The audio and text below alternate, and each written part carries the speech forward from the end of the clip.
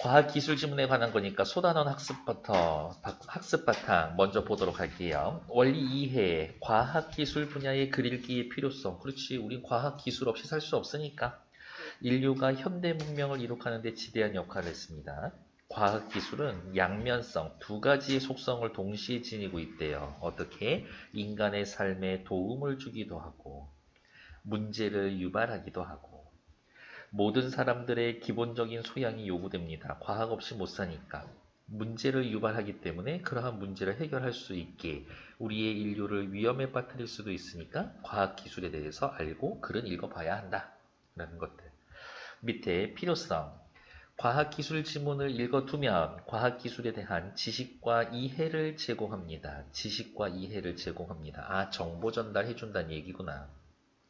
과학기술에 대한 성찰을 통해서 발전 방향에 대한 통찰을 키워줍니다. 우리가 어느 방향으로 과학기술이 나아가야 할지 또 알 수가 있대. 그리고 밑에 2번 과학기술 분야의 글의 특징. 대부분은 자연현상, 물리적 세계, 쉽게 생각하면 그냥 물화생지 이야기. 과학 분야의 글의 특징은 대부분 설명적인 글이고요. 설명문이니까 당연히 체계적이겠지. 특정한 상황이나 현상, 원리에 대해서 분석적으로 이야기를 해주겠죠. 과학 분야의 분야를 다룬 글의 제재에는 과학의 역사, 과학의 원리, 실생활과 맺는 내용들이 있고요. 기술 분야의 글의 대상은 과학적 이론을 응용한 원리나 방법. 그러면 우리 뒤에 글이 두 개 있으니까 하나는 과학이고 하나는 뭐 기술이고 그런 식으로 되어 있겠구나라고 추측해 보는 거지. 기술 분야의 글의 특징은 과학과 유사하고요. 이 부분 중요하겠네요. 과정이나 절차 중심. 그러니까 순서는 잘 꼼꼼하게 생각하셔야 한다.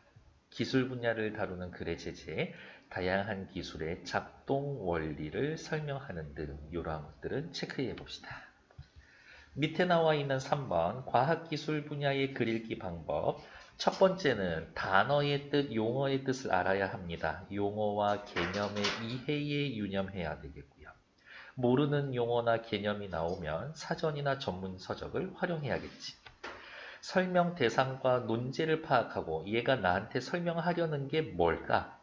설명하기 위해 제시한 근거 등을 중심으로 읽어야 합니다. 교과서에 있으니까 이거 좋은 글이라니까 무조건 믿고 앉아 있으면 안 돼. 설명 내용이나 근거의 과학적 타당성을 비판적으로 따져봐야 합니다. 글로만 되어 있는 것들은 이해하기 쉽지 않으니까 그림, 사진, 설명 방법 등을 적극적으로 활용합니다.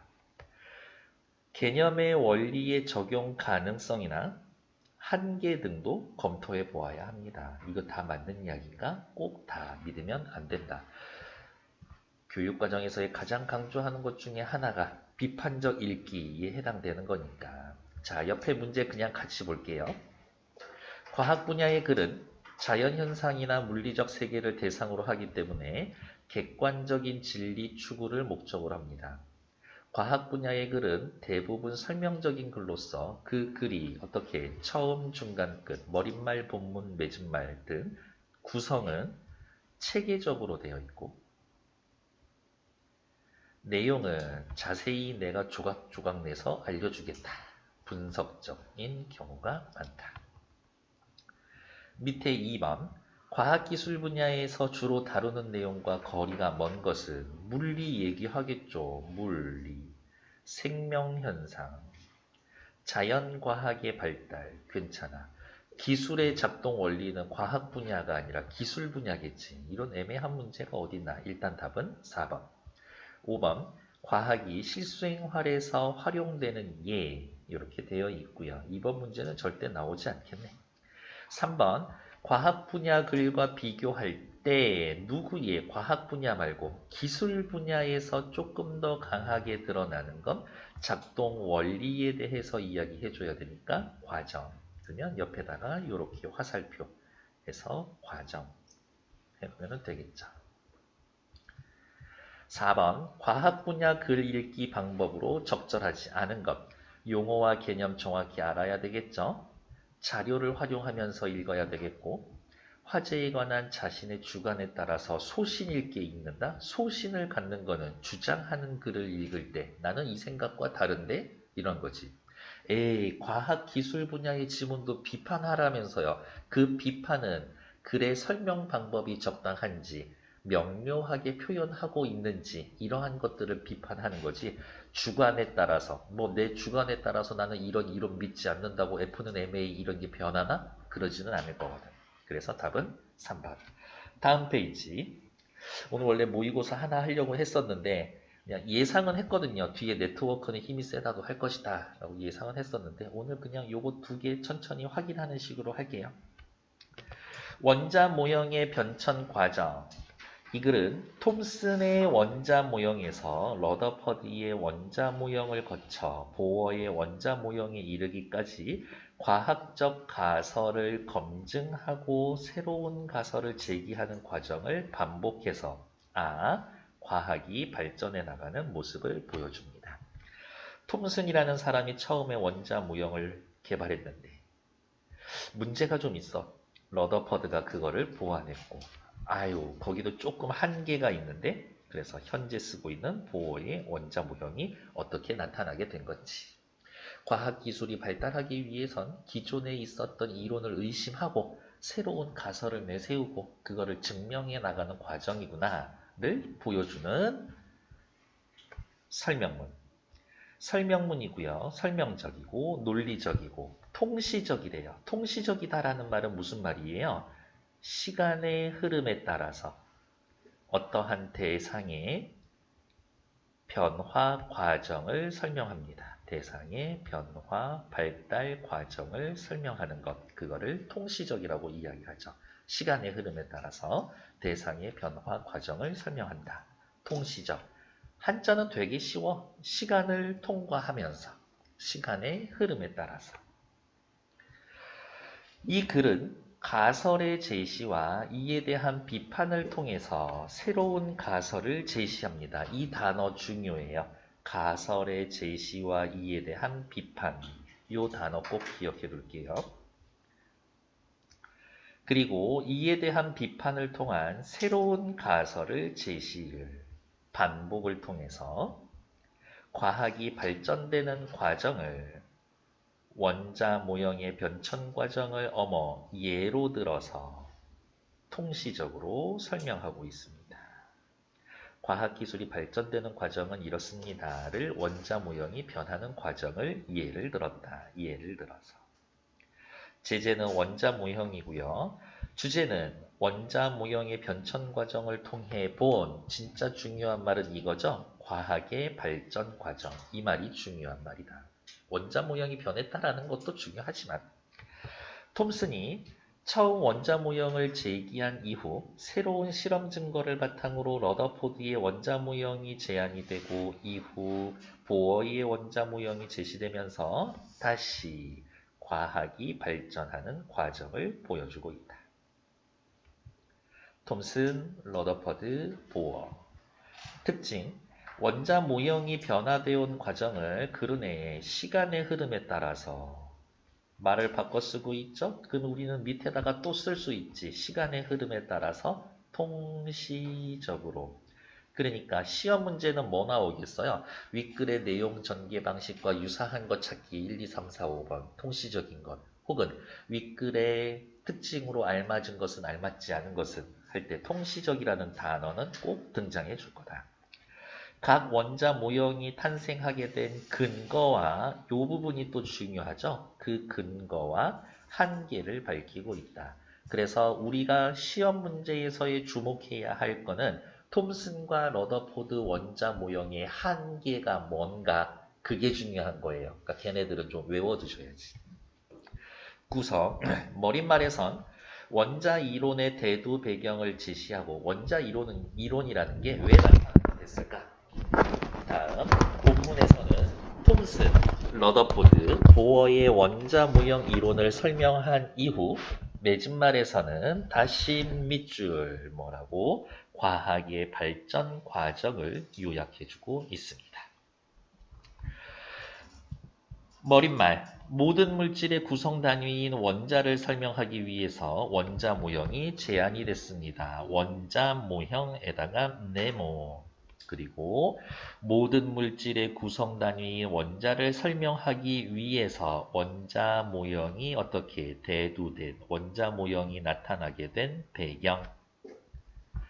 톰슨, 양전하 속에 전자들이 박혀 있다라는 쿠키 같은 그런 원자 모형을 제안했는데 러더포드는 아니야, 그거 좀 문제가 있어. 질량이 큰 원자 핵이 전자를 공전시킨다라는 원자 모형. 아니야. 전자는 특정한 에너지 준위를 갖는 원형 궤도를 돈다라는 원자 모형을 제시했습니다. 결국에 이 글을 쓴 아저씨가 진짜 하고 싶은 이야기는 뭐다? 과학의 발전 과정을 요약하고 싶었다. 라는 것. 옆에 나와 있는 네트워크는 힘이 세다는 앞에 거 다 해놓고 뒤에서 다시 확인할 거예요. 이거죠. 제재, 원자 모형의 변천 과정, 글의 종류는 설명문, 체계적이고 분석적이었었지. 원자 모형의 변천 과정 그 자체를 설명한다라기보다는 이 과정을 통해서 바라본 과학기술의 발달 과정에 대해서 이야기를 해줄 것이다. 전체적으로 과학기술이 어떻게 발달해 왔는지를 알려주고 있는 예시적이고 분석적인 글이다.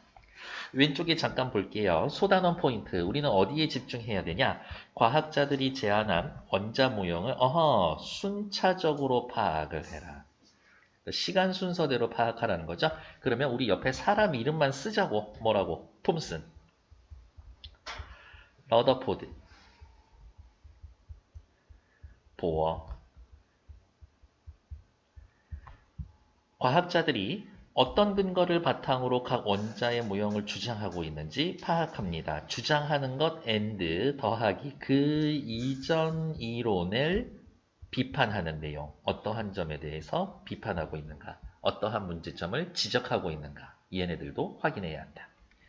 새로운 원자 모형은 기존의 원자 모형이 갖고 있는 그렇죠. 한계를 어떻게 극복하고 있는지 파악합니다.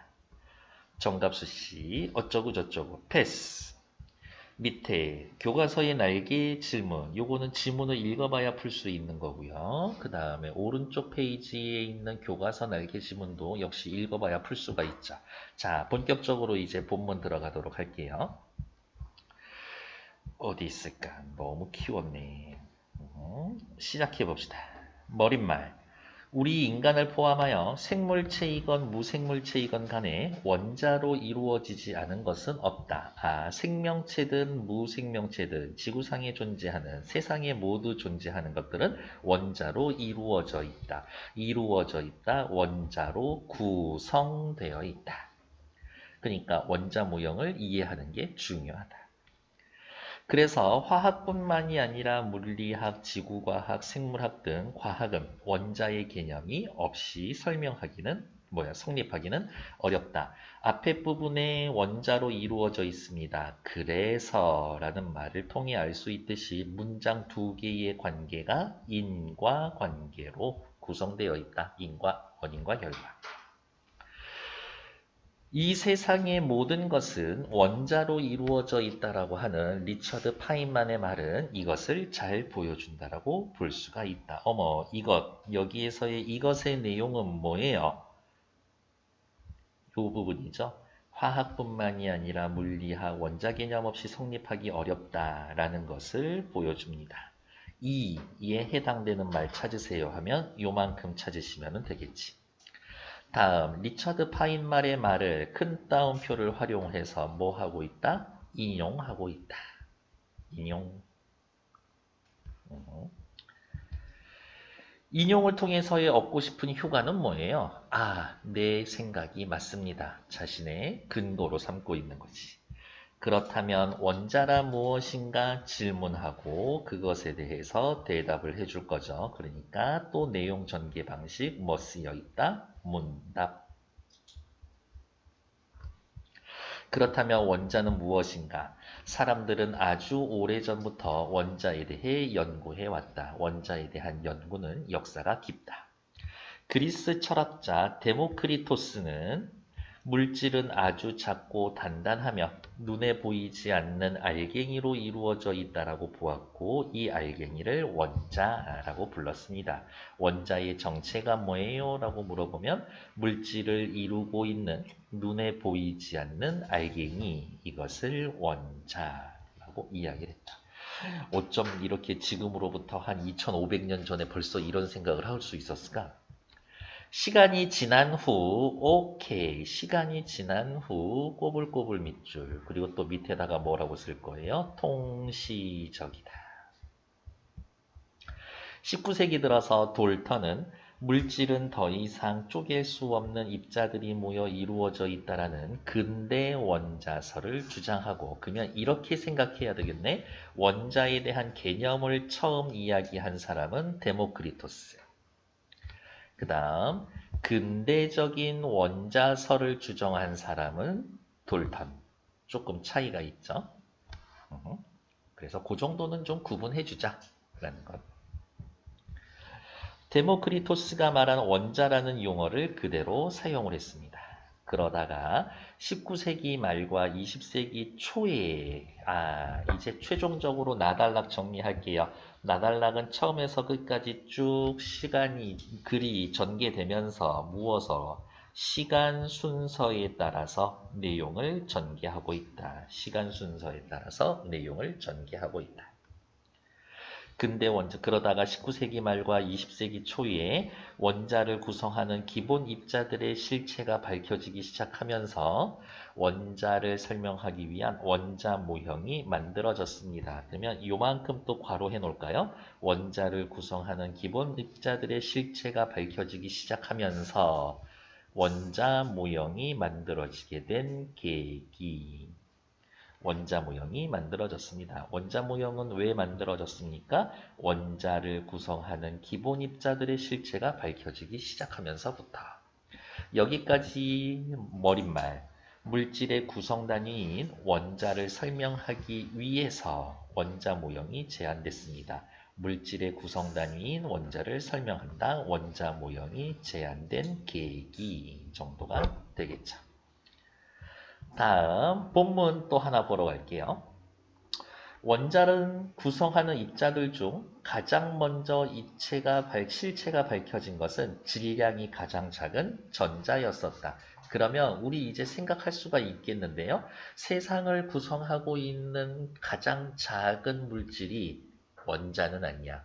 왜? 원자의 구성 성분으로 전자가 있으니까. 그러니까 원자가 제일 작은 거예요 라고 이야기하면 틀린 얘기라고. 전자가 가장 먼저 발견된 데에는 핵을 구성하는 기본 입자인 양성자와 중성자가 핵력에 의해 강하게 속박되어 있어서 실험적으로 측정하기 곤란하다라는 점도 한몫을 했다. 양성자와 중성자는 너무 강하게 꽉 둘이 들러붙어 있어서 하나하나 따로 떼놓고 연구하기 힘들었어. 근데 그거와는 달리 양성자, 중성자 주변을 돌고 있는 전자라는 애가 있었거든.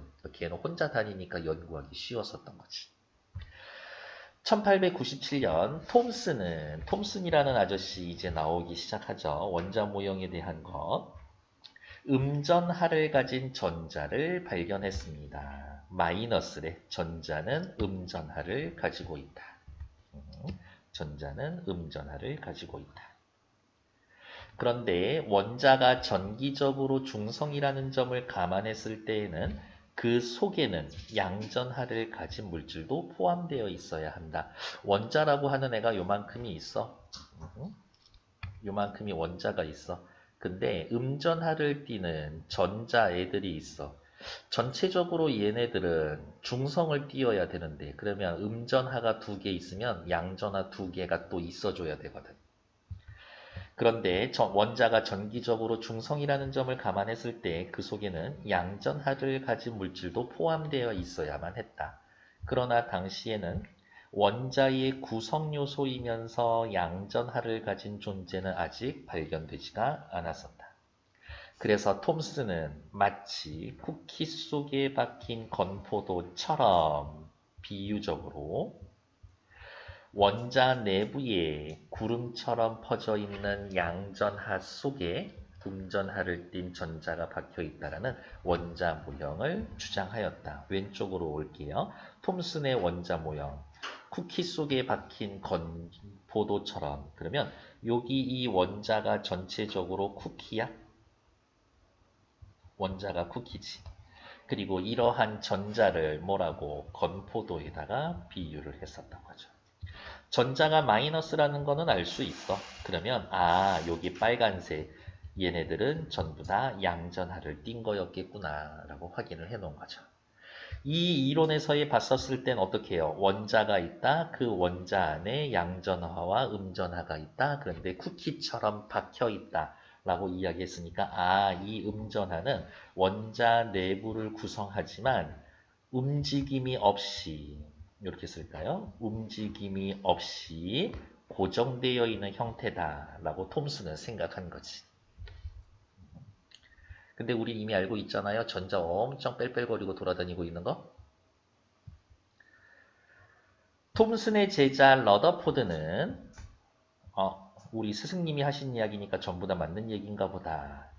방사능 물질에서 방출되는 방사선, 알파선, 베타선, 감마선 중 알파선을 이용해서 톰슨의 원자 모형을 검증했다. 오, 제자임에도 불구하고 스승의 원자 모형을 검증하는 거.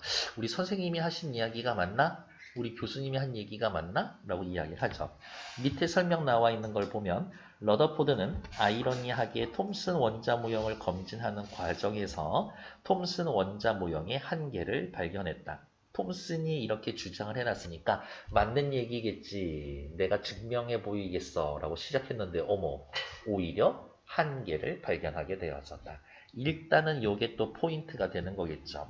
한계를 발견한다.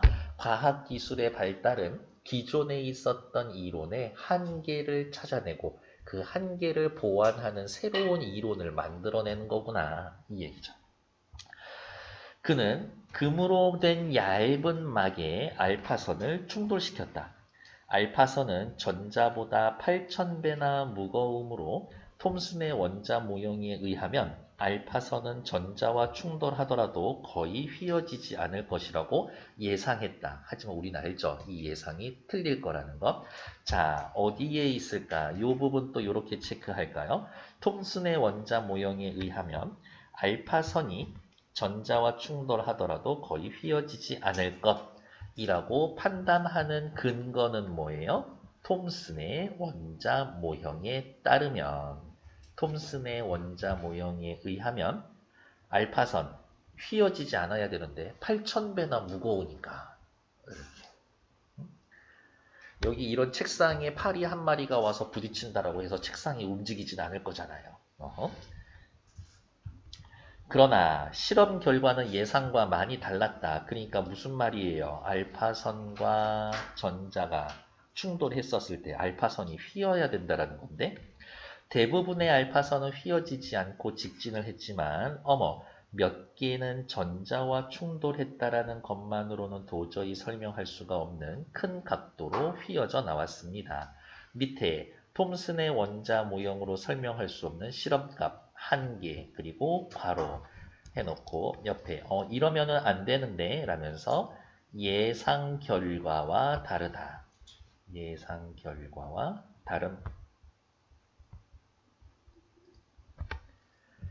그러니까 이제 너무 궁금해지기 시작했지. 그는 알파선이 큰 각도로 휘어지려면 원자 속의 양전하가 아주 작은 부피 속에 모여 있지 않으면 불가능하다는 걸 깨달았다. 러더포드 원자 모형의 근거. 알파선이 큰 각도로 휘어지려면 원자 속의 양전하가 아주 작은 부피 속에 모여 있지 않으면 불가능했다. 아무리 작은 L에도 저렇게 휘게 하려면은 꽉 뭉쳐 있어야 돼. 듬성듬성 있으면은 약하지만 뭉쳐 놓으면은 강하니까 그 강한 힘이 알파선을 휘게 만든다는 거죠. 그래서 양전하가 원자 내부에 골고루 퍼져 있는 것이 아니라 그럼 여기 밑줄 갈까요? 양전하가 원자 내부에 골고루 퍼져 있다. 요거는 누구 얘기예요? 톰슨 얘기지.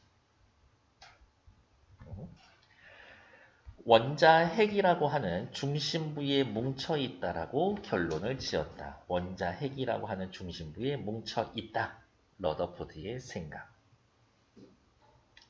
이후 실험에서 실제로 원자 핵이 존재하고 놓치기 쉬운데 이게 또 포인트 단어예요. 실험. 실험을 통해서 기존 이론이 잘못됐다라는 걸 찾아낸다. 실험을 통해 기존 이론의 한계를 확인한다. 이후 실험에서 실제로 원자 핵이 존재하고 이것은 원자 지름의 10만 분의 1밖에 차지 않는다라는 사실이 밝혀졌다. 그러니까 이거지. 원자가 이만하면 10만 분의 1쯤 되는 원자 핵이 요 가운데 꽉 뭉쳐 있었다. 아까 톰슨 모형 218페이지에 보는 거 빨간색 있죠? 이 빨간색이 어떻게 양전하인데 이 양전하 애들이 여기 골고루 퍼져 있는 게 아니라 이렇게 한 군데 꽉 뭉쳐져 있는 거죠. 그러면 이거겠네. 알파선을 투과했었을 때 여기 볼까요? 알파선 대부분은 그대로 직진하지. 대부분 직진하지. 그런데 어떻게 유독 몇 개 정도는 질소끼 하면은 이만큼 엄청 많이 휜다고. 요것 때문에 이야기를 하는 거였겠네. 원자 지름의 10만 분의 1밖에 차지 않는다라는 사실이 밝혀졌다. 좀 더 정확하게 표현하면 지름 10의 마이너스 15m인 핵이 지름 10의 마이너스 10m인 전자구름 속에 박혀 있다라는 것인데 마치 종합운동장 가운데 모래 한 알이 있는 것과 같다고 비유할 수가 있다. 지금 읽은 문장 별표. 종합운동장 어디예요? 러더포드에 의하면 전자구름 이야기하는 거지. 모래 한 알 뭐 이야기하는 거예요? 원자 핵에 대해서 비유를 하고 있는 거죠. 원자 핵이 매우 작다라는 걸 비유적으로 표현해주고 있다. 여기까지는 괜찮나요? 네, 밑으로 내려와서 핵심 쏙쏙 볼게요. 나에 사용된 질문 방식, 원자란 무엇인가 라고 지가 질문해주고 물질을 이루는 아주 작고 단단하며 눈에 보이지 않는 알갱이다 라고 대답을 해준다. 질문하고 대답하기. 옆에다가 뭐라고 쓸까요? 문답. 문답의 형식. 원자 모형이라는 것. 세상을 이루고 있는 가장 작은 구성 요소가 원자인데 어떻게 생겼을까? 원자의 성질과 내부 구조를 설명하기 위해 제안되었다. 한 사람만 주장한 게 아니라 톰슨, 러더퍼드, 보어 세 사람이 고안해서 제시한다. 한계가 있다, 보완. 너 것도 한계가 있는데 보완. 이런 식으로 넘어가겠지. 보완, 보완. 러더퍼드 실험에 의의. 여기서의 또 중요한 단어는 의외로 뭐라 그랬어요? 실험이라는 말이 중요하다고 그랬었죠. 톰슨의 원자 모형의 한계를 발견하고 새로운 원자 모형을 제안하는 계기가 되었습니다. 톰슨의 원자 모형, 러더퍼드에 대해 실험을 통해 검증하려고 했으나 예상 외의 실험 결과를 확인하고 그래서 어떻게 이러면은 안 됐었었는데 라고 이야기를 하며 새로운 가설을 세우게 되었다. 그리고 그것을 이론으로 다시 만들어내는 거죠. 밑에 러더포드의 원자 모형에 대한 비유 마치 따로 체크할게요. 뭐라고?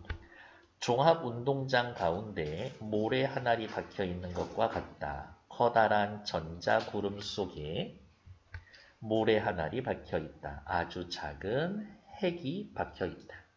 종합운동장은 전자구름, 모래 하나는 핵인데 더 정확하게 이야기를 하면 원자핵이라고 이야기를 해야 되겠죠.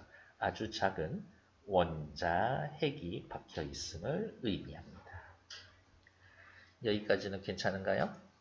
네. 앞에 218, 219 차근차근 읽어보시고 옆에 문제 풀 거 드릴 건데 그래도 한번 저랑은 또 확인할게요. 218페이지 왼쪽으로 오죠. 돌턴의 원자론과 톰슨의 원자론의 핵심적인 차이는 뭡니까? 라고 물어보셨다라고 하면 어디가 있냐? 돌턴의 원자설은 물질이 더 이상 쪼갤 수 없는 원자로 구성되어 있다. 그냥 원자로 구성되어 있다. 반면에 톰슨의 원자로는 원자가 양전화와 전자로 구성되어 있다. 한 덩어리냐 아니면 구성 성분이 따로 있냐 됐고요. 오른쪽으로 다시 넘어오시면 마치 종합운동장 가운데 모래 한 알이 있는 것 같다라는 비유적 표현이 원자의 실제 모습을 이해하는 데 어떠한 효과가 있는지 무슨 말을 물어보는 거냐. 과학 기술 지문 분야인데 무엇? 비유적인 표현을 쓰면 독자들에게 어떤 효과를 줍니까? 원자핵의 크기가 엄청 작은 거구나 라고 생생하게 이해하는 데 도움을 주고 있다. 독자가 쉽게 잘 이해하는 데 도움을 주기 위해 비유적 표현을 활용했다. 한번 꼼꼼히 읽어보시고 옆에 219페이지 문제 4개 푸는데 한 3분만 들여볼게요. 시작! 밑에 문제 보러 갈게요. 1번 이 글을 통해 확인할 수 없는 질문을 있냐 없냐죠? 근대 원자설 누구? 톰슨과 러더포드의 이론 있죠? 러더포드가 예상한 실험 결과는 알파선을 쏘아주면 전부 다 직진해야 되는데 원자의 개념을 사용하지 않고 과학을 설명할 수 있을까? 아니요. 설명할 수가 없어요. 첫 번째 단락에 나와 있거든요. 모든 것은 원자로 이루어져 있다. 원자핵이 전자구름에 비해서 크기가 작은 이유에 대한 말은 없죠. 원자의 구성요소 중 가장 먼저 실체가 밝혀진 것은 누굽니까? 질량이 가장 작은 전자가 가장 먼저 정체가 밝혀졌죠. 그래서 나와 있지 않은 얘기는 4번. 기역, 니은의 원자 모형에 대한 설명으로 가장 적절한 것은 기역은 누구예요? 톰슨. 니은은 누구예요? 러더포드. 퍼드. 기역, 니은에 대한 설명. 톰슨은 원자의 모습을 운동장에 박혀있는 모래 하나 아니요? 뭐에 박혀있는? 쿠키에 박혀있는 건포도라고 이야기를 했죠. 그러면 쿠키. 박혀있는 모래 한 알이 아니라 건포도. 2번 톰슨은 양전하가 원자핵에 뭉쳐있다라는 원자 모형? 아니요. 뭉쳐있다라는 원자 모형은 톰슨이 아니라 러더포드죠. 니은이라고 고쳐야 되겠지. 톰슨은 양전하와 음전하를 모두 활용한 전자 모형, 원자 모형을 주장했다. 그렇죠. 양전하, 음전하 다 있잖아요. 218페이지 그림 보면. 4번 러더포드는 원자 모형을 쿠키에 박힌 이거는 기역, 톰슨이지. 4번 틀렸고. 러더포드는 양전하가 구름처럼 퍼져 있다. 구름처럼 퍼져 있다는 역시 톰슨이죠. 다 틀린 이야기네. 그래서 답은 3번. 3번 A와 B의 비유적인 표현. 우리 이미 아까 다 썼죠? 종합운동장은 뭐였어요? 전자구름. B. 모래 한 알은요? 원자핵. 4번 이 글을 통해 알 수 있는 이 부분 중요해요. 톰슨 원자 모형이 갖는 과학적 한계.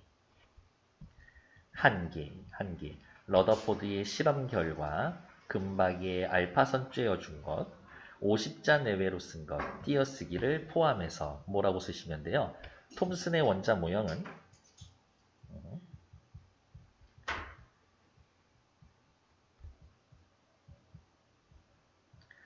원자와 충돌한 알파선이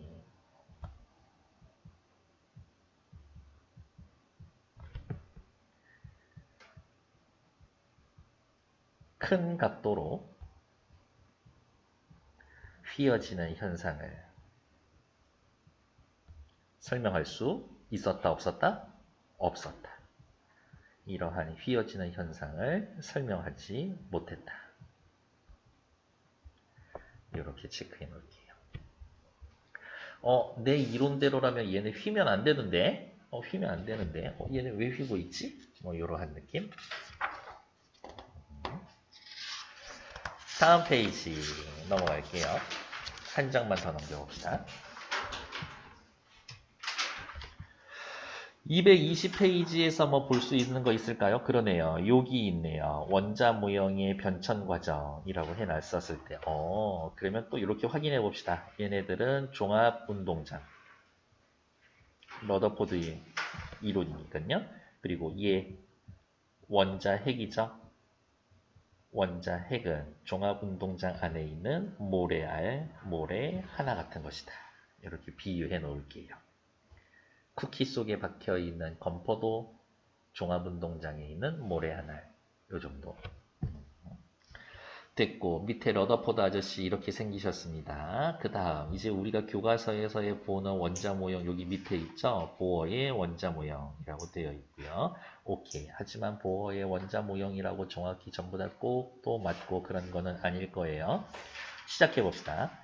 1911년 러더포드는 새로운 원자 모형을 가정하기 시작했었습니다. 러더포드가 새로운 원자 모형을 가정하기 시작했습니다. 여기에서 또 의외로 중요한 단어는 가정. 다른 말로 이야기하면 가설을 세우기 시작했다. 양전하가 원자 중심부의 좁은 영역에 집중되어 있다면 전자들은 어떤 형태를 띠고 있을까라는 질문이 자연스럽게 대두가 되었다. 그래, 양전하 얘네들은 꽁꽁 뭉쳐 있는 거 알겠어. 그러면 음전하 얘네들은 어디?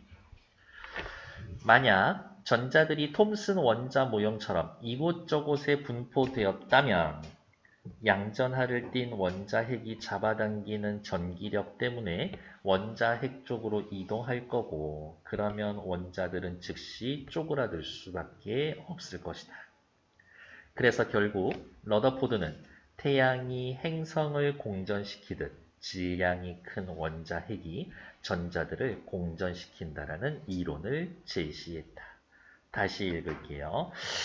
우리 스승님이 이야기했었던 그 원자 이론이 틀렸어. 그러면은 자, 다시 한번 생각해 볼까? 원자는 어떻게 생겨 있어야 되지? 일단 실험 결과 가설에 따라서 원자 핵은 꽁꽁꽁꽁 묶여 있는 걸로 확인이 됐어. 그러면 나머지 이게 전부 다 원자인데 원자 핵을 나눈 나머지 요 부분에 원자들이 어떻게 있어야 될까? 무작위로 막 구성되어 있다라고 하면 전자가 여기도 있고 여기도 있고 이쪽에도 있고 저 멀리에도 있고 그렇다라고 하면은 파란색 원자핵이 꽁꽁 묶여 있어서 엄청 강한 양전하를 띠고 있으니까 이 전부 다 빨간색 얘네들을 차례차례 하나씩 끌어당겨서 먹어야 되는데, 그렇게 먹히면은 원자를 설명하면은 원자 핵밖에 안 보여야 되는데, 근데 아까 음전하를 띈 전자 확인했는데 걔네들 그냥 있는데 왜 그렇지? 뭉쳐있는 원자핵 주변에 전자들 빨간색 얘네들이 있어야 되는데 얘네들이 끌어당겨지지 않으려면 어떻게 하면 돼? 자꾸 주변을 돌고 있으면 돼. 뱅글뱅글. 그래서 러더포드는 태양이 행성을 공전시키듯이 질량이 큰 원자핵이 전자를 공전시킨다라는 이론을 제시했습니다. 태양 밑에다가 뭐라고 쓸까요? 원자핵. 행성은요? 전자. 원자핵이 전자를 공전시킨다라는 이론을 만들어냈다. 러더포드는 톰슨 원자 모형의 한계를 극복하고 질량이 큰 원자핵이 전자를 공전시킨다라는 원자 모형을 제시했습니다. 원자를 태양계의 축소판처럼 다루려는 러더포드의 생각은 아주 매력적이었다. 먹힐 수 있을 것 같아. 왜냐하면 이를 통해 태양계라는 큰 것으로부터 원자라고 하는 작은 것에 이르기까지 일관되게 대칭적 형태로 설명할 수 있었기 때문입니다. 과학자들이 여러 이론을 낼 때 어떤 이론이 더 매력적이고 더 괜찮은 이론인 것 같다라는 건 되게 누가 더 단순하냐야. 단순한 이론을 선호해요. 그래서 천동설, 지동설 싸울 때에도 지동설이 설명이 깔끔하거든. 이렇게 천동설로도 충분히 설명할 수가 있어. 기타 외행성들의, 내행성들의 그 공전 궤도를 설명할 수가 있어. 근데 너무 복잡해. 근데 지동설은 어떻게 해? 태양 한가운데 박아놓고 그냥 도는 거야. 설명이 안 되는 부분이 있는데, 그러면 타원으로 도는 거야. 그 정도면 간단하잖아. 그럼 다 설명이 되거든. 그래서 간단한 이론 좋아해, 과학자들은. 하지만 태양계와 원자는 근본적으로 다른 점이 있어서 그의 생각은 문제가 있었다. 그렇지. 원리는 크게 같을 수 있겠지만 또 의외로 중요한 포인트 여기 태양계와 원자는 근본적으로 다른 점이 있어서 문제가 있었다. 이게 러더포드 이론의 한계. 하지만 이거는 그냥 상식적인 선에서의 이야기인 거고, 에이, 어떻게 태양이랑, 그 큰 태양이랑 이 작은 원자랑 어떻게 같다고 보냐? 라고 해놨는데, 이제 본격적으로 또 문제가 생기죠. 뉴턴의 만유인력 법칙에 의하면 태양이 행성을 끌어당기는 인력과 행성이 밖으로 빠져나가려는 원심력의 균형에 의해서 행성들이 계속적으로 태양의 주위를 돌 수가 있다. 공전할 수가 있다. 공전할 수 있는 이유는 뭐예요? 인력과 원심력이 균형을 가지고 있기 때문에. 하지만 음전하를 띤 전자들의 행동은 전하를 띠지 않는 물체와는 매우 다르다. 일단 체크해야 될 건 전자는 음전하를 띠고 있다. 그러니까 같은 음전하를 띤 전자들끼리는 서로 밀어낼 거고 다른 양전하를 띤 물질하고는 가까워지려고 할 텐데 그런 힘이 있을 텐데 전자는 전자기 법칙을 따르기 때문에 원자핵 주변을 계속 돈다면 전자기파를 복사, 밖으로 쏴댈 것입니다.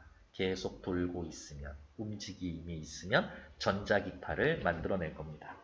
그런데 전자가 계속 전자기파를 방출하면 에너지를 잃게 되고 결국 에너지를 다 잃은 전자는 원자핵 쪽으로 이동해서 원자가 쪼그라들 수밖에 없다. 그래, 러더포드 씨, 당신 말대로 전자가 원자핵 주변을 돈다라는 거 인정합시다. 그래, 돌면 그냥 가만히 있나? 에너지가 보존되나? 아니요, 전자기파를 발생하게 될 텐데 그 말은 에너지를 소모한다라는 얘기일 거고 더 이상 공존할 힘이 없어질 텐데 그러면 결국엔 원자핵 쪽으로 빨려 들어가야 되는데 이처럼 러더포드의 원자 모형에 의하면 밑줄 체크하죠. 원자는 안정된 상태로 오랫동안 존재할 수가 없다. 바로 이게 러더포드 이론의 한계가 되는 거지. 하지만 실제 원자는 매우 안정적이다. 안정적인 걸 설명하기 위한 너의 이론은 결과적으로 안정적이지 않다라는 결론이 나게 되는데 그럼 네 이론 틀린 거 아니냐? 너의 가설 틀린 거 아니냐? 이거죠. 이거를 또 생각해낸 누구는? 보원은 매우 기발한 방법으로 러더포드 원자 모형의 한계를 극복했습니다. 그는 러더포드 원자 모형의 진인 또 요 말 중요한 거라고 그랬죠. 한계를 극복하기 위해 가설을 제시했다. 이론이 있다, 한계가 있다, 가설을 세운다, 실험 관찰을 통해 입증한다. 이론이 있다, 한계를 발견한다, 가설을 세운다, 실험 관찰한다. 내 이론이 맞다. 새로운 이론이 나타난다. 먼저 전자가 러더포드의 원자 모형과 같이 원자 주위를 원운동하고 있는데 오케이. 원운동하는 거는 인정.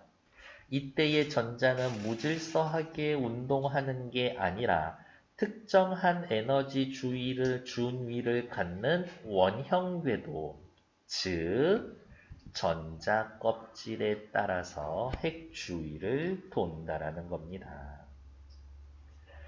또 하나의 가설은 전자가 동일한 전자 껍질을 돌고 있을 때 전자기파, 즉 에너지를 흡수하거나 방출하지는 않지만 다른 전자 껍질로 이동할 때에는 두 전자 껍질의 에너지 준위만큼 에너지를 흡수하거나 방출한다라는 겁니다.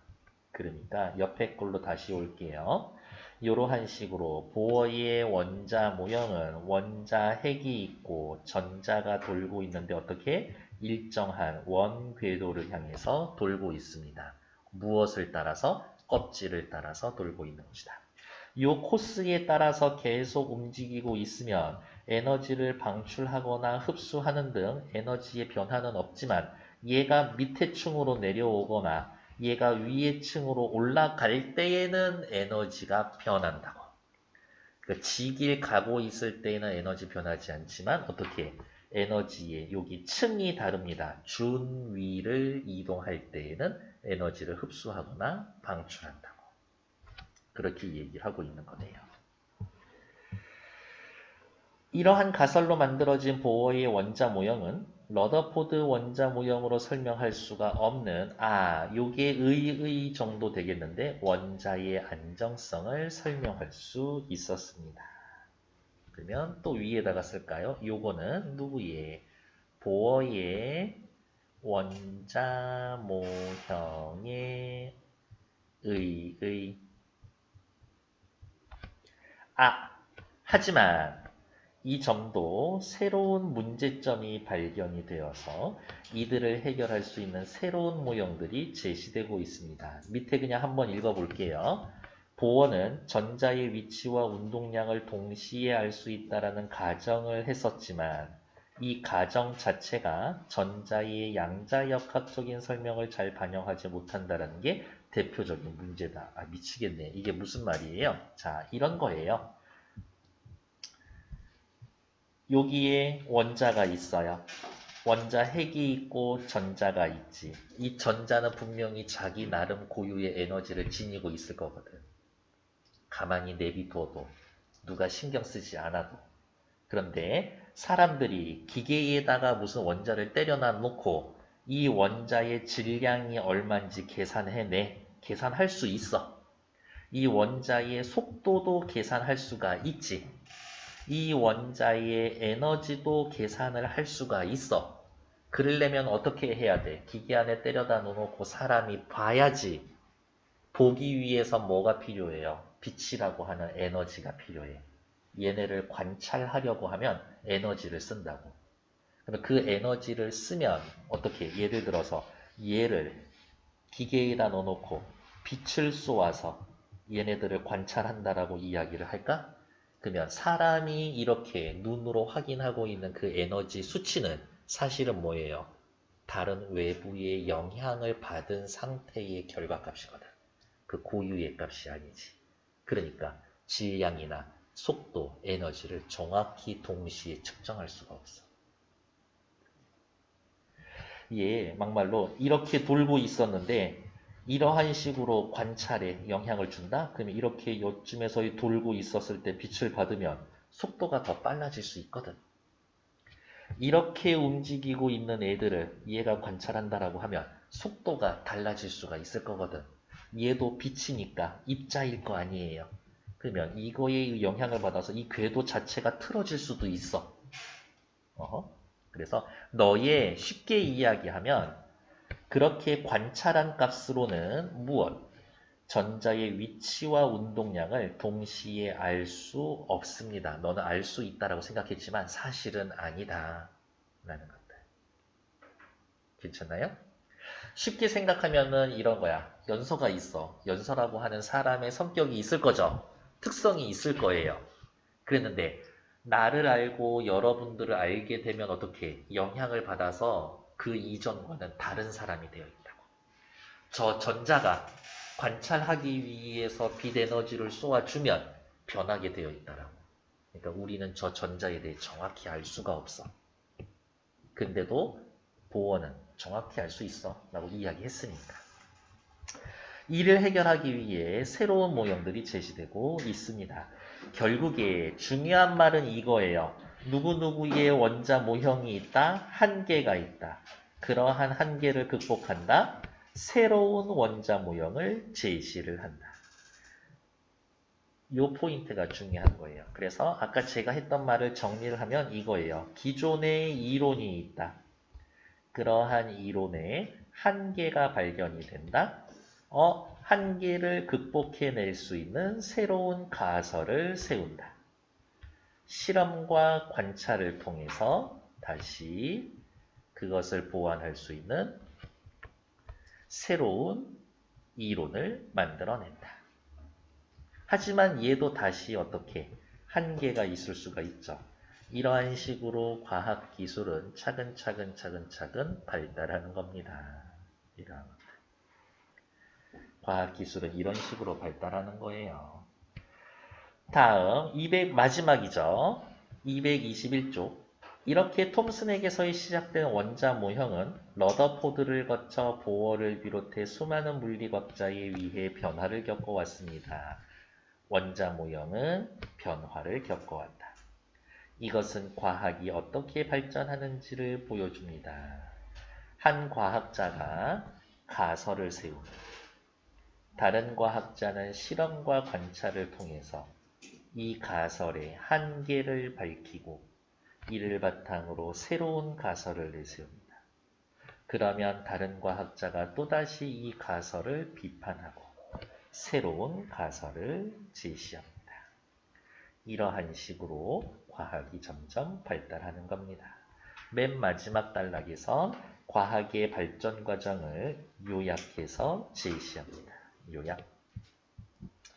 밑에 이 글에서 각자 원자 모형이 만들어지는 과정은 요게 중요한 부분이죠.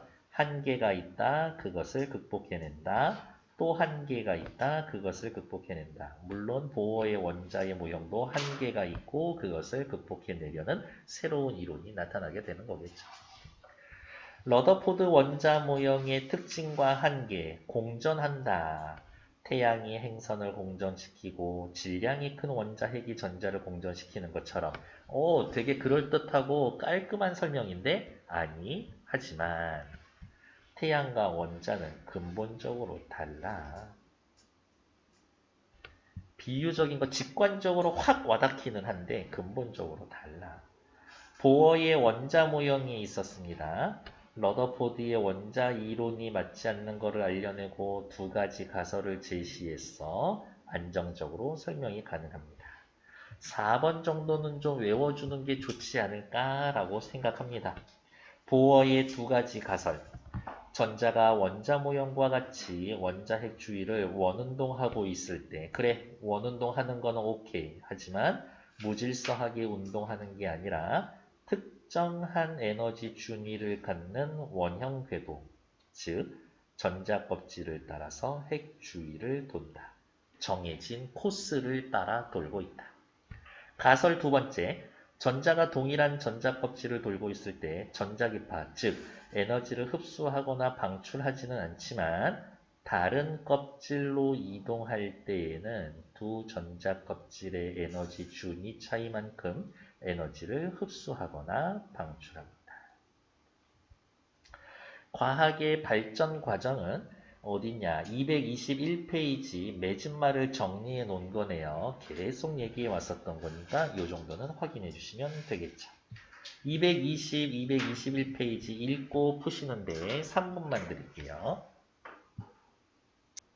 일단 제가 미리 써놔서 4번 먼저 확인할게요. 차, 맨 마지막 단락을 참고해서 과학자가 가설을 만드는 과정을 조건에 맞게 써봅시다.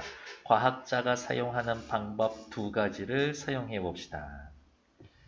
무엇이라는 이야기냐면 요거 얘기 들어가면 돼요. 두 가지 실험, 관찰. 실험과 관찰을 통해 기존 가설의 한계를 비판하고 새로운 가설을 제시합니다. 실험 관찰, 기존 가설 한계 비판, 새로운 가설 제시. 물론 자기도 이제 비판받을 수 있다라는 생각은 하고 있어야 돼요. 이렇게.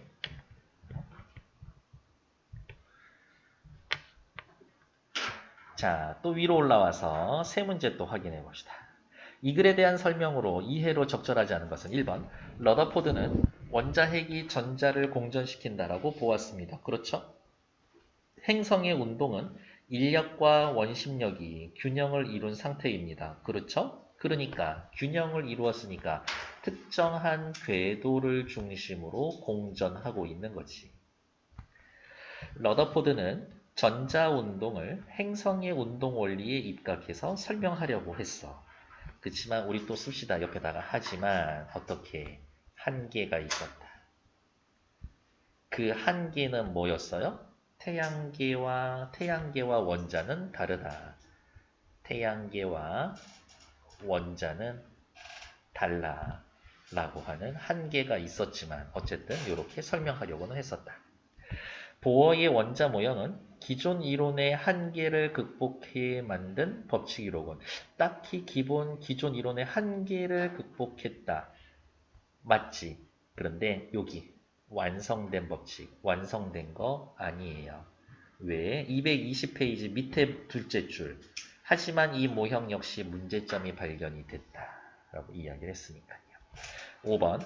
보어는 두 가지 가설로 러더포드 원자 모형의 한계를 극복했습니다. 뭐라고? 그냥 각자 핵심적인 단어만 쓸까요? 전자 껍질을 따라서 운동하고 있다. 두 번째 가설은 뭐였어요? 에너지는 그대로 변화가 없지만 전자기파 에너지를 흡수하거나 방출하지는 않지만 어떻게?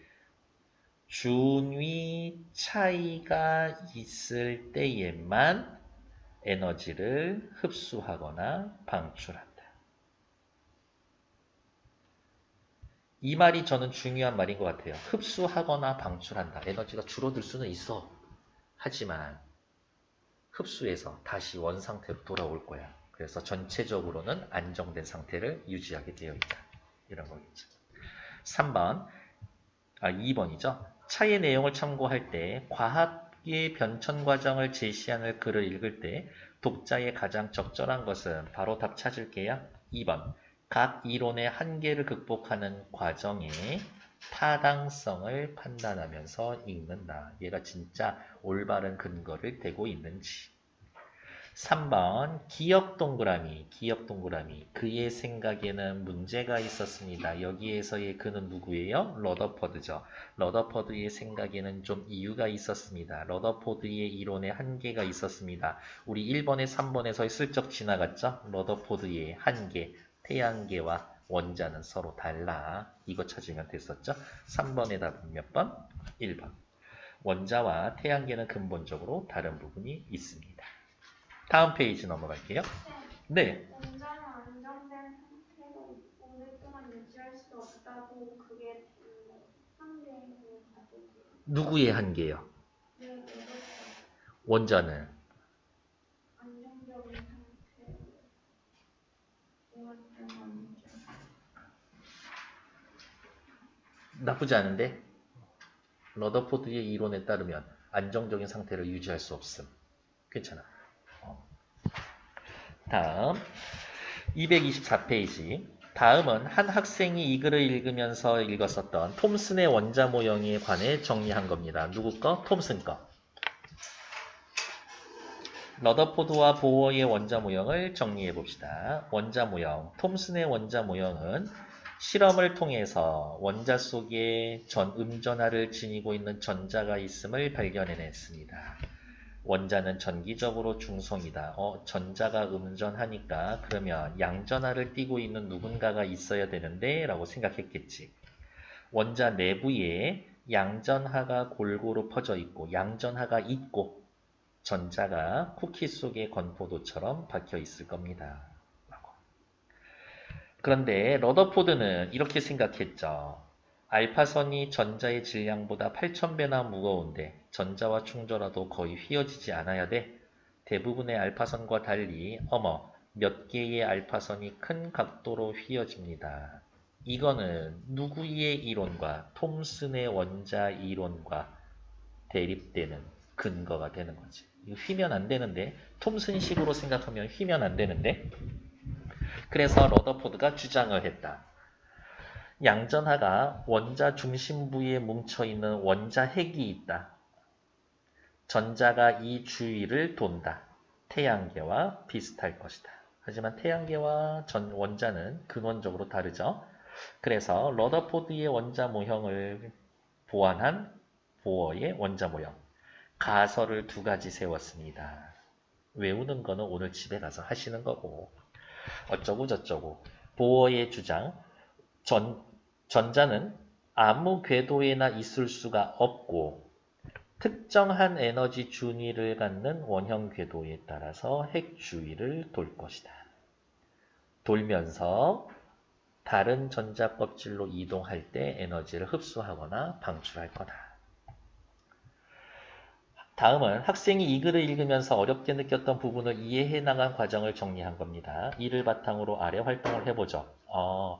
전자는 전자기 법칙을 따르기 때문에 원자핵 주위를 돈다면 계속 전자기파를 복사하게 될 거다. 방출해서 쏠 것이다. 전자의 운동과 전자기파는 무슨 뜻일까? 일단 대기.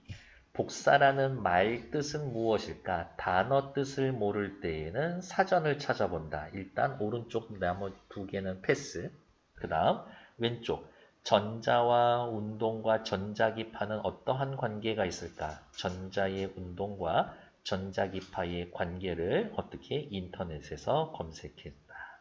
이게 중요한 거겠네요. 됐을까? 그 다음 그래서 오른쪽 자료를 참고하여 이해한 내용. 여기에서의 복사라는 말은 방출이라는 말로 읽어도 되겠구나 라고. 다음 자료를 참고하여 이해한 내용. 여기 빈칸. 전자의 운동과 전자기파는 어떠한 관계가 있을까? 전자는 가속 운동을 하고 있다. 빛, X선, 적외선, 자외선, 마이크로파 등등등등 전자기파. 즉 에너지를 복사한다라는 의미인 거구나. 전자는 가속 운동을 함으로써 에너지를 복사, 방출한다. 만약 원자에 있는 전자가 계속 가속 운동을 해서 전자기파, 에너지를 방출, 복사를 하면 전자가 원자핵으로 끌려 들어가 원자가 쪼그라들 것이다. 괜찮니? 네. 과학적인 글을 읽으면서 적극적으로 의문을 제기하고 이를 해결하기 위해 자료를 찾는 활동이 어떠한 효용이 있을까요? 자료를 찾아서 읽으면 어디가 있을까?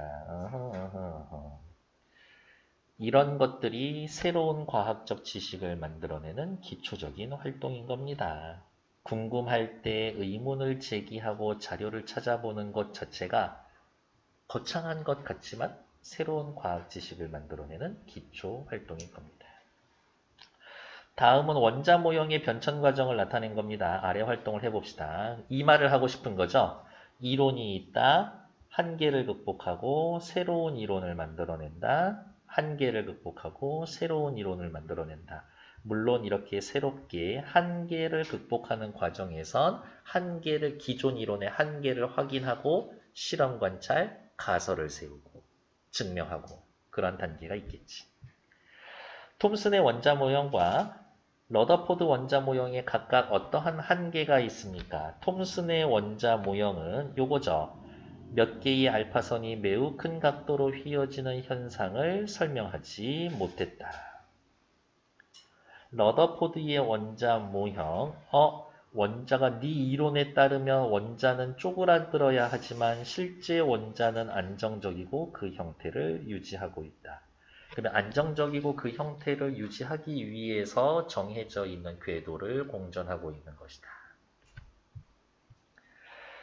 원자 모형의 발전 과정을 볼 때 과학자는 어떠한 과정을 거쳐서 가설을 만들어낼까요? 단어 두 개만 기억하시면 됩니다. 뭐요? 실험과 관찰. 근데 다짜고짜 실험과 관찰을 하는 것은 아니지. 실험 관찰을 통해 한계를 발견하고 극복하는 과정에서 새로운 가설을 내세우고 이 가설을 입증하기 위해 실험 관찰을 하는 거죠. 대부분의 과학자들은 기존의 가설에 관한 실험과 관찰을 통해 한계를 발견하고 이를 극복하는 과정을 통해 새로운 가설을 만들어내는 겁니다. 라고 확인해 놓으면 되겠네요. 다음 페이지. 권오병의 토마스 쿤과 패러다임. 우리 패러다임이라는 말을 평소에는 엄청 많이 쓰고 있는데 혹시 무슨 뜻이에요? 패러다임. 저는 그냥 대세 이론, 지배적인 이론 이렇게 생각을 하시면 편할 것 같아요. 네. 권오병의 토마스 쿤과 패러다임. 기사문이고요. 사실적이고 패러다임에 대해서 이야기합니다. 토마스 쿤. 이 아저씨가 써놓은 혹시 뭐 아는 거 있어요? 과학기술의 혁명. 우리는 그 이전에는 과학기술이라는 건 이렇게 차근차근 발달하는 거라고 생각을 했어. 근데 토마스 쿤은 어떻게 해? 과학기술은 빡, 빡, 빡 이러한 단계로 발전하는 겁니다. 라는 거를 이야기를 해준 거예요. 기존의 대세 이론이 있어. 그걸로 설명이 안 되는 오류나 예외적인 법칙이 발견이 되는데 그 이론을 세운 사람이 너무 대세인 거야. 너무 힘이 세. 영향력이 크지. 그러니까 일단은 발례라든지 다른 예외가 무시되고 묻혀. 근데 어느 순간 그러한 발례와 예외가 쌓이다 보면은 걔네들이 뭉쳐서 거봐 네 얘기 틀렸었던 거잖아 라고 하면서 기존 이론을 폐기시키고 새로운 이론이 등장하게 되는 거지. 됐을까요?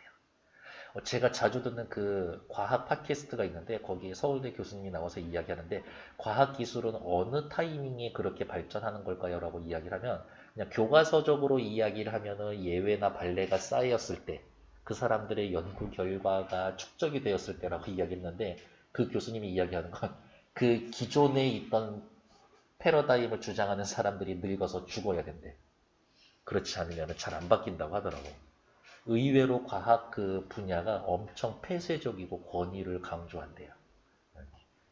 뭐 그런 얘기가 있더라고. 토마스 쿤의 패러다임의 의미와 패러다임의 전환, 특징. 패러다임이란 도대체 뭡니까? 의미를 보여주고 패러다임은 어떻게 전환이 되는 겁니까? 어떻게 대세가 바뀝니까? 라는 거 설명하는 거죠. 토마스 쿤의 과학혁명의 구조는 62년 세상에 나오자마자 패러다임이라는 말을 유행시켰고 지금은 사회 전반에서의 일상적인 용어로 익숙해져 있습니다. 패러다임이란 단어 뜻. 한 시대나 특정 분야의 학자들이나 사회가 공유하는 이론이나 법칙, 지식체계의 가치를 의미하는 법입니다. 넓게는 시대의 주류적 가치관과 사고방식. 그래서 제가 아까 말씀드린 것 대세 이론 이렇게. 예를 들어서 고대에서부터 중세에 이르기까지 태양이 지구를 중심으로 돈다라고 생각하는 천동설이 지배적인 시대에는 지구가 태양 주위를 중심으로 돈다라는 지동설이 등장했다. 이러한 패러다임의 코페르니쿠스적 전환으로 볼 수가 있습니다. 처음의 패러다임은 천동설, 그 이후의 패러다임은 지동설. 천동설이 지동설로 이동하게 된 것을 코페르니쿠스적, 패러다임의 코페르니쿠스적 전환이라고 합니다. 중요한 건 아니지만 코페르니쿠스 어느 나라 사람이에요? 폴란드. 모든 과학 활동은 패러다임에 의해 규정이 됩니다. 사회 집단도 마찬가지로 시대적 패러다임에 의해 사고의 틀을 제한을 받습니다. 패러다임에 의해서 모든 과학 활동은 규정되고 그러한 사고의 틀을 제한받습니다. 패러다임에서 벗어나는 이론이나 가설이 처음 등장했었을 때는 뭐라고 얘기하겠어? 헛소리 하지 마라고 한다고. 이렇게 말도 안 되는 소리 하고 있네. 네가 감히 그분께 대들어? 이런 말이 나오는 거죠. 그러나 과학은 절대적 진리가 아니라 시대적 이념의 틀에 규정되고 제한을 받는다라는 주장이다. 당대를 지배하는 이념, 이게 패러다임이지. 사실의 수집이나 관찰조차 제한하며 인식의 기준을 강제하기 때문에 다른 말로 이야기하면 그 틀 안에서만 생각해라 라고 강요하기 때문에 경우에 따라서는 과학자들이 침묵하거나 과학적 진실조차 왜곡하기도 한다. 내가 실험을 잘못했나 봐. 이렇게 오는 거지. 새로운 진실이 거짓을 이기고 새로운 패러다임으로 전환되는 것은 상당한 시간 동안 더 많은 관련 지식이 본물처럼 쏟아지고 난 이후에도 시대적 편견의 혹독한 공격에 의해 희생당한 후에야 가능하다. 아마 이러한 말 때문에 그 전에 사람들이 다 죽어야 된다라고 얘기하는 것 같아요. 즉, 패러다임의 전환은 매우 더디고 복잡한 사회 과정을 거쳐야 합니다. 체크해야 되겠죠? 기존의 패러다임, 위기의 패러다임, 새로운 패러다임의 과정을 거치게 되고 이것이 과학혁명인 겁니다.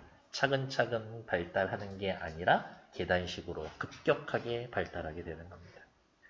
처음에 빅뱅 이론이 나왔을 때에도 그게 천주교 사제가 처음에 주장했었던 거죠. 신부니까 뭐 하느님이 세상을 만들었다고 그딴 식으로 이야기를 하고 뭐 그러면은 그때 유명했었던 과학자 그 사람 이름이 뭐지? 그 사람이 실제 썼던 표현은 그거였었죠. 야 그럼 뭐 네 이론식으로 따지면은 저기 치즈에서 스트리퍼가 뻥 하고 튀어나오는 거야? 빅뱅이라고 하는 거야? 그런 식으로 얘기를 했었거든. 조롱하듯이 이렇게. 돌턴의 원자론에서 톰슨의 원자론으로 변해가는 패러다임의 전환을 설명해 봅시다. 돌턴의 원자론 한 개가 있었고 톰슨 이렇게 됐어 얘는. 과학에서의 패러다임의 전환이 우리 사회에 적용되는 건 뭐 한번 찾아봅시다. 뭐 기존의 관점이 슝슝슝슝 바뀌는 거 뭐 확인하시면 되겠지. 다음 페이지 소단원 출제 포인트는 한번 읽고 확인해 놓으시면 될 것 같고요. 네, 잠시만요.